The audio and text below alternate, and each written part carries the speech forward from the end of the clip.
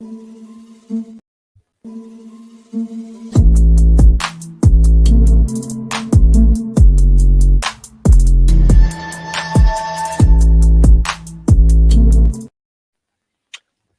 going on, Pat Station? Welcome to another edition of the Ken's Pat's Talk Patriots podcast. I hope everybody's doing great on the show tonight. I got a good friend of mine, good Patriots reporter for the Patriots Beat podcast and CLNS Media. Finally got it out. It's a mouthful, no worries. Yeah, Mike Kadlick joins me. How you doing, Mike? I'm good. Thanks for having me on, man. I appreciate it. We've quite a busy week in Patriots world, so happy to join it. Rip it up. So yeah, thanks for having me. Yes, sir. Appreciate it, man. Mike, give the audience a little bit about yourself, what you do for CLNS Media, and just a little bit about the Patriots background. Yeah, sure. So I took over for the Patriots Beat podcast at the beginning of this year. Did some fill-in Patriots reporting for them. I now work alongside our new Patriots Beat reporter, Taylor Kyles, doing some Patriots work and sports betting as well. So do a lot of writing for the website, and like I said, I'm also the host of the Patriots Beat podcast. So fully entrenched in the Patriots offseason for sure. So yeah, it's been a wild one, but it's hopefully this week we get some good news as far as bringing in another weapon for Mac or some protection. But again, we'll see where it goes. But yeah. Yes, and we're about to get into all that in a few. Been watching you and Alex for a while. You took over for Evan Lazar. All y'all do a great job, and I wish y'all the best. Please keep up the great work and bringing me as a fan and all other Patriots fans some great content, man. Really, y'all really do a good job. Appreciate that. Got some breaking news today. Aaron Rodgers officially is with the Jets now. What you think about it? My opinion on it, it definitely moves the needle for the Jets. I just seen what you put on Twitter while ago that the Jets the AFC East. The mentions are blowing up now. I know. You got me at a good time.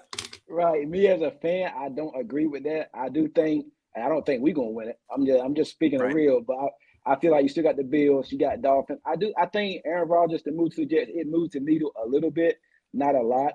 And I mean, it's not a long-term deal. It's a year. He's probably gonna be there a year, two at best, and who knows with Aaron Rodgers. He could call it quits midway through the season for all we know. So I don't think it's. And in terms of the Patriots, this year it hurts us a little bit, but you still got. This is why you play the games. You still got to go there and play the games. We got a boatload of picks. Jets don't have a lot of picks. Dolphins don't have a lot, and the Bills don't. So I don't think it's going to hurt in terms of the pay. I don't think it's going to hurt us a lot this year. How do you feel about it? So yeah, I did. I just tweeted. I think the Jets will win the AFC East. Look, I just think that the Jets' problems over the last couple seasons were so focused in on the quarterback, and I think that they bring in Nathaniel Hackett as their offensive coordinator, who wasn't a great head coach in Denver, but he called plays for Rodgers a couple seasons before that. They have a good relationship. They know the kind of offense they want to run. They also brought in Alan Lazard. They already have Garrett Wilson at wide receiver. They have a pretty solid offensive line. Mekhi Becton will likely be coming back as well. Elijah Vera Tucker back from injury. So they have a ton of – and Breece Hall in the backfield as well, who was a promising rookie last year before tearing his ACL. They have all the tools on offense to be really good. Defense, they have some good players. They can improve, of course. Sauce Gardner, obviously the Rookie of the Year. A couple solid linebackers. They can improve a little bit there as well. But something tells me Aaron Rodgers is going to be out for blood this year. I think that, he every time that he is doubted, he comes back better. They drafted Jordan Love. He won 2 MVPs. They now ship him out of town. I just think he's going to play really solid football this year. Like you said, it's probably only going to be one season, maybe two. But in those 1 to 2 seasons, I think they can really do some damage. And I'm not sold on the Dolphins yet either. Tua, he's pedestrian to me. I don't think he's great. I think he's an injury risk as well. So, yeah, I'm not sold on the Dolphins. And Buffalo, and sorry to cut you off, but I just think – yeah, the Buffalo is probably the cream of the crop in the AFC, but if the Jets can get one on them and then, win a couple more games from there, then you never know. So they have a real shot in the division. I really think they do. From the Patriots' perspective, how do you think we match up with the Jets? Now we don't know what they're going to do in the draft. We're a couple days from the draft. How do you think we match up with them? I feel personally that I think we match up great. We've owned them the past few years. Now I know they've had Sanchez and Darnold and Zach Wilson now, but now they got Rodgers. A different team now, different quarterback, a little older. But still, I think we match up with them. We still match up with them real good because I think we got 11 picks this draft. We get a star number one corner, wide receiver. I think we're right there. I think we're right there with the Jets and everybody in the division. How you feel about it? Yeah, so an interesting sort of nugget from the Aaron Rodgers trade today is that they actually jumped, or I'm sorry, the Packers actually jumped the Patriots in the draft order. And so they did a pick swap. The Packers get 13. And so a rumor sort of report just came out actually that it was to go up and get Jackson Smith and Jigba. Or the idea is that they may have a shot at JSN, the Packers. And so that takes another receiver off the board. That's just, again, an interesting nugget about the trade. But as far as stacking up against the Jets, yeah, we have owned them. I think I forget which game it was. I think it was the game in New York last year where the Patriots were they were a disaster at the beginning, but they ended up winning for quarterback play. Rodgers makes a huge difference. Look, I know they have Sauce Gardner. I look at the Patriots as far as going to get a weapon in the draft and sort of getting continuing to improve on that front. I think that they are a cornerback, a wide receiver, and a depth tackle away from competing again. I think last year they were a win away from getting into the postseason. They improved the offensive coordinator. They improved the weapons with Juju and Gesicki. Yep. Now just add the finishing touches, right? If JSN falls to you at 14, bring him in and help Mac Jones. Or go get a dominant number one long corner. Yep. Not some shifty guy anymore. I think a guy like Joey Porter Jr., Christian Gonzalez. And nothing. That's nothing my guy. Yeah. Who? I love Joey Porter. I said at 14, give me Porter or Zay Fly. I love Joey Porter. Love him. Yeah, I do too. He's really solid. He's like 6'2", so he's got the size to go up against guys like Stephon Diggs. He's just like a blanket in coverage. It's like he's really technically sound and can cover those bigger wide receivers. And so I think that would be ginormous for them. You put him on the outside, maybe put a guy like Jalen Mills on the outside, and then you have Jack Jones as well and Marcus Jones. That'll really shore up the secondary for you. And then go get another weapon for Mac on day two, whether that's maybe another tight end who like a Darnell Washington, who's a really solid blocker, but also is a good receiver, or like a Josh Downs who would play the slot. So it's a little bit of overlap with Juju, but I like Downs too. I don't see too much of a difference between Downs and Zay Flowers. I really don't, but I like Josh Downs. People sleeping on him. Yeah. I think so too. I really do. I think you're right. I tend to agree that there's not as much of a gap between Zay and Downs as people make it out to be. I think Zay Flowers is better? Yeah, probably, but I think Josh Downs can get there. He's shifty just like Zay. He's a top tier route runner just like Zay.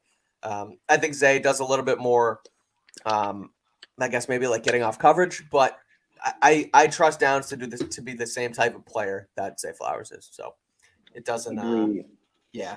I wonder where they go, though. I mean, again, I look at pick 14, and it's like they're going to have a real opportunity to trade back, I think, because I think either a quarterback or like Bijan Robinson are going to fall to 14, and then teams are going to come calling. And I think at that point, the Patriots should probably trade back. We do have a question, my good buddy of mine, Justin Savage. Tell Mike how you feel about Bill O'Brien. I think that was an A+ hire for the Patriots. I do. I think that going from Matt Patricia to Bill O'Brien is going to be massive for Mac Jones and the Patriots this year. I was just on another podcast actually talking about just the difference that he can make and how Mac Jones, how badly they screwed this thing up with Mac last year. It was like, what made Bill Belichick decide that going into his rookie quarterback second season to just completely not have an offensive coordinator here and just bring in a guy who was a mainly defensive guy? Look, we'll never know the answer, but it's the worst decision Bill Belichick has ever made. I really believe that. And to be able to bring in a guy like Bill O'Brien, who has called offense in the NFL before, who runs a system designed, really well around the type of quarterback play that Mac Jones plays, right? A solid decision maker, get the ball out of your hands. Know where your receivers are going to be, understand where your second and third reads are. That's all stuff that O'Brien wants to do in his offense, and that's all the stuff that Mac Jones does the best. So I think it's a really solid match. I think it's gonna bode well for them. Mac deserves one more chance. I think he's got it, and I think he'll be pretty good this year. I really do. Jamari Mayfield, what's up? He says, who do you think we should take at 14 now since Aaron is in our division? just talked about it before you came on. I said I was in the chat earlier. I said, hey, we either got to draft to slow down the division or draft to keep up. So that's Joey Porter or Zay Flowers and at number 14. Yeah. If they're there, who knows? Because Zay Flowers' stock is roaring. Joey Porter, I mean, I got a feeling Joey Porter's probably going to land with us or the Steelers, where his dad played at. Yeah. Even if you don't go corner, wide receiver first round, you go tackle. It's a good cornerback draft, so you can get like a Cam Smith, somebody in the second or third round. Right. Julius, Brents get that. Me personally, like I said, we just talked. I want Joey Porter at cornerback at 14, but I'd be happy with Porter or Zay Flowers at 14. I'm a big Jordan Addison fan. Quentin Johnston, I'm kind of scared of him a little bit. He reminds me of Harry. I know he's not Harry, but just we don't have the best of luck with getting these big wide receivers, so I don't really not too so sure about him. I did see Judon went on NFL Network and said that he wanted the Patriots to draft Quentin Johnson. So that's very interesting from GM Judon. But me personally, I would go Zay Flowers, Joey Porter. Either one of those pick, I'd be happy because you need somebody to move the needle. I don't want to hear on draft night that the Patriots drafted Broderick Jones. Is that really going to move the needle for us? I know. Is that going to put point? That's like I don't want to say a boring pick, but is it going to move the needle? Like you at a point right now, you need to score. Don't nobody want to. I mean, no fans are coming to see Broderick Jones. You know what I mean? You want somebody that's going to light up the scoreboard. Right. And I heard scared about Quentin. I heard an interesting. I forget where I heard it today, but an interesting comparison on that. Right, like. You look at, a few seasons ago when the Vikings drafted Justin Jefferson in like the 20s and the Lions drafted Penei Sewell in like the top 5, right? I mean, Justin Jefferson's the playmaker. He's the difference maker. Penei Sewell is a great tackle, but you don't really hear about him on Sundays. And I know that that's kind of lame to say. And, you're not looking, nobody's looking in the trenches every day. And I get that. And Sewell makes a difference in Detroit, but I mean, no one's arguing that he's a bigger difference maker than Justin Jefferson. So I think, you do need to get those playmakers. And I think the Patriots are okay with where they are at offensive line going into the season. You have Trent Brown, Cole Strange, Andrews, Onwenu, and Riley Reif on the as your starting 5. And then you finally built out some, actual depth now with Connor McDermott and Calvin Anderson. Grab another guy, second, third round, maybe even the 4th round, who can come in and, be another depth guy as well. I think they're okay with where their offensive line is at. So I don't think you need to go grab a Broderick Jones as early as 14.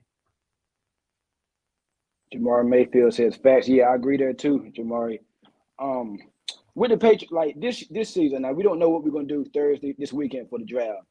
What would be a successful season you feel for the Patriots? Me personally, with what happened last year, that disaster of a season, I mean, anything much better than that would be great. I think Matt Jones is going to play better this year. I mean, you got to think with Billy, he can't play no worse. And a lot of people, they put a lot of stuff on Matt last year. I'm a huge Matt Jones fan. Glad to hear it. I feel us, and I seen our schedule now. We don't know the dates yet. That comes out later on next month or whatnot. Yeah. So we got a tough schedule. I'm actually going to try to get to that Cowboy game out in Dallas or whatnot. But what you think would be a successful season for the Patriots? If we nail this draft, I think we can win about 10, 11 games this season. That's what I think. I think so too. I would say their ceiling is probably like 10-7, and their floor, if things go crazy again, is like a 6-11 just disaster. But I think there's some range there, right? A success, you got to make the playoffs. You have to get back to the postseason. If it's the 7 seed, fine, but you can't go 3 out of 4 years without Tom Brady without making the playoffs and expect there to not be some sort of wholesale change, whether that's, going back into the QB carousel or whether that's they're not going to fire Bill Belichick, but if there's a parting of ways or if there's a, he's moving on type situation, you have to make the playoffs. So I think that's ultimately what you have to deem a success, is getting into the postseason. And maybe even winning a playoff game. I don't think Robert Kraft wants to settle for just a playoff berth. I think he wants to actually compete. Yeah. So, they can't really worry about, in this draft, they can't really worry about 2024 and 2025. They need to try and win now. So like you said, talking about playmakers, you need to bring in a guy who is going to make an impact on day one. I agree there. What's your dream scenario for this weekend? Yeah, I mean, it can be realistic or what you want to happen. What's your dream Yeah. scenario?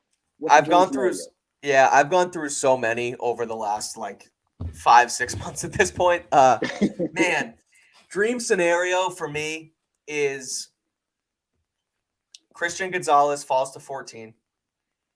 They draft him, sure up the cornerback position. And then in the second round, they trade up for either Darnell Washington, the tight end, or Jahmyr Gibbs, the running back. That's what I think, because I just think that just adds, it locks up the corner on the outside, and then it adds another solid playmaker to the offense. I hesitate on running back a little bit because they're so replaceable in this league, and they don't have a ton of value. But Jahmyr Gibbs is special, and he played with Bill O'Brien at Alabama. So that would be a plug-and-play guy. You put him in there right next to Ramondre, and you have, a two-headed monster in the backfield, and he's a guy who can play right away. Maybe also pick up another dream scenario would be like Jackson Smith and Jigba falling to 14 and they pick him there. I don't think that's going to happen. About him, how do you feel he would fit with us with Juju? I've seen a lot of reports that they wouldn't fit alike, and I've already seen JSN play in the slot. But you remember Justin Jefferson, when he came out, everybody said he was just a slot. He's been turning the league up the past couple years from outside. Yeah, there is a bit of an overlap there, but I think it's something that's manageable because I think definitely Juju has some positional versatility. He can play outside just as well as he can play the slot. And you're right, like you said, JSN primarily a slot at Ohio State, but I don't see why he couldn't, transition to the outside because they're going to want to put guys everywhere. They're gonna split out Ramondre Stevenson to run a hook, or they're gonna, put Mike Gesicki out wide every once in a while. So guys need to learn how to play every position. I don't see why JSN couldn't succeed on the outside as well. So while there would be overlap, I think they can make it work. And last but not least, you did just mention Juju Smith-Schuster. How do you think he fits in with us? Give me that stat line for him this year. The other day, I tweeted that he'd go for 1,000. That feels a little bit of wishful thinking. I say about 750, 800 yards. Which that's a solid season, and I think that I like the addition of Juju. I think he's a better wide receiver with a higher ceiling than Jacoby Myers. I understand Jacoby was here and he's homegrown talent and turned into a bit of a security blanket for Mac Jones. But at the end of the day, Juju's faster. He has a higher ceiling. He's had a 1,400-yard season under his belt. And I think he's only a year or two older than Jacoby. And so if they can make it work, if they can get a rapport going with him and Jones, then I think he can be really solid in the offense as a guy who plays the slot receiver position. Bill O'Brien loves to win from the slot, and so go cook and make that happen. I think it's entirely possible. So I think 700 is probably a floor for him. I think he can hit 800. Jamar Mayfield, I'd say Juju has 800 now. Yeah, that's about what we predicted. Yeah. Yeah, and last one. I promise you on this one. A Sounds sleeper good. play in this draft you like the Patriots to pick up. I like Jonathan Mingo. Yeah, I like Mingo.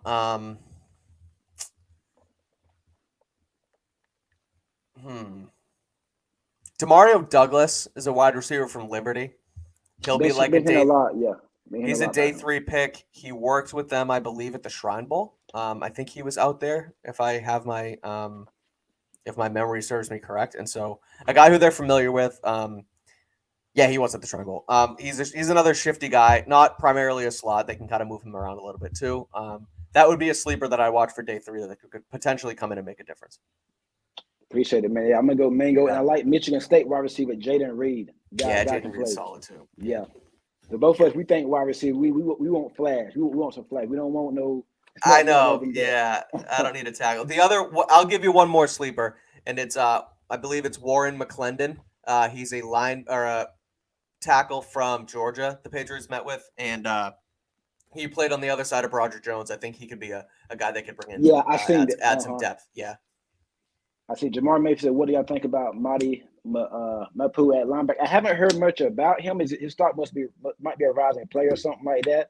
I have to go in and check that. But we could use a linebacker. We could use another linebacker. Yeah, I don't. Again, I'm not too keen on him either. But I think that there's a chance they take an edge rusher early, not necessarily like an inline linebacker, but with Josh Uche, going into a contract year, they kind of want to potentially move on from him, let him walk. If they bring in another edge early, that wouldn't surprise me either. All right, appreciate it, man. Hey, we are 3 days from the 2023 NFL draft. Yes, we are. A few more sleeps away. Patriots got the 14th pick. So gone are the days of us waiting to the 31st and 32nd pick. We ain't got to wait all night this time. I know. We can get to bed early. we finally can can watch the pick early. But Mike, I appreciate it, and everybody that commented, tuned in, watch the show. Make sure you subscribe, like, share. It's gonna be out all night, man. I appreciate all y'all, and have a good one. And oh yeah, Mike, let everybody know where they can find you at. Oh, yeah. You can follow me on Twitter at Mike Kadlick, and you can watch the Patriots Beat podcast on YouTube at Patriots Press Pass on YouTube. So thank you for having me. I appreciate you, and we'll talk soon. Yes, sir. Appreciate it.